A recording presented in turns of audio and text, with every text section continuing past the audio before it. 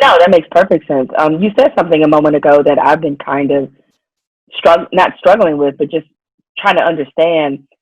As you mentioned, we've seen these incidents a bunch of times, and if you're somebody who's black, you've known about police brutality your whole life.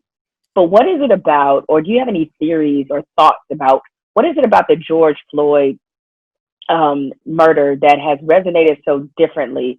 Because I'm having all kinds of conversations with white people, girl, that I ain't ever had. Like they calling me, checking on me. I'm just like, Right. white people, I'm okay, but they're actively engaging. This one seems to have struck people a little differently. Your thoughts as to why? Um, there are two thoughts that I have to that. One, even though Ahmaud was not at the hands of a police officer, it was at the hands of a white male.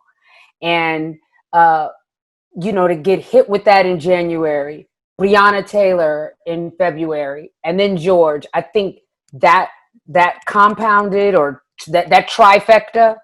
And then, while these things have been captured on video before, this particular time, you got to see into that officer's eyes. Whoever was recording it, you saw into his eyes and saw that he didn't give a fuck.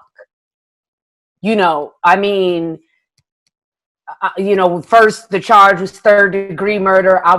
Which made me upset. I was so happy to find out that it was lifted up to second degree murder, because that's the thing that I feel like stuck with us as much as hearing George call out to his mom, that it was very clear when you look in that man's eyes. Yeah, he may not have come with the intent to kill George, but he didn't give a fuck if he died right there in that moment. And when I think a lot of white people were able to look that in the eyes, when we've been looking that in its eyes forever, for as long as we know, just kind of hit them differently. Mm. And again, we can't say this enough, how our condolences and prayers go out to George Floyd and families like George Floyd's families. But if anything, the way his murder played out, if it did open up people to want to actually be a part of changing the system, because look, at the end of the day, the only way we can change the systemic problems is to make systematic changes. And we can't make those systematic changes just by ourselves, just Black people alone. So if that's what it took, it's unfortunate, but I hope that this is not just a moment. I hope that this becomes a movement that becomes a way of life. We have to live. We need people on all sides, right? So we kind of have to change our thinking. And for me, what it's kind of opened up is that I need to educate myself on, like, I need to educate myself on civics and being aware of who's running in the smaller races. Because it's the city Yeah, council that's the thing. members, Yeah.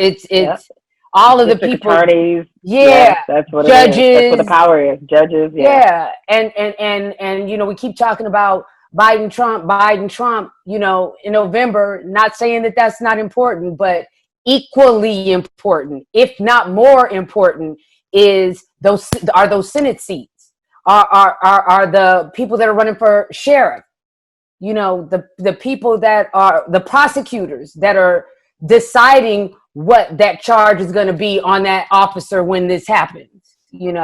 So just making myself more aware of when to vote every year and who I'm supposed to be encouraging in whatever city every year to get out and vote.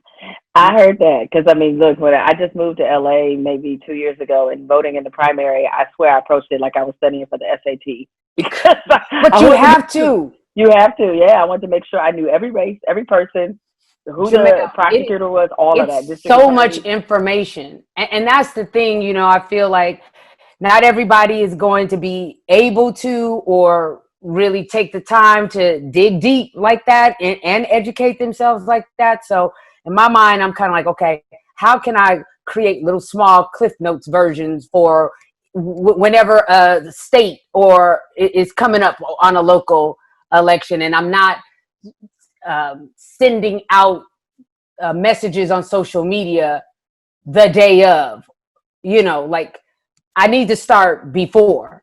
So that's where I've kind of recognized throughout all of this pain recently is that's where I think my strength lies.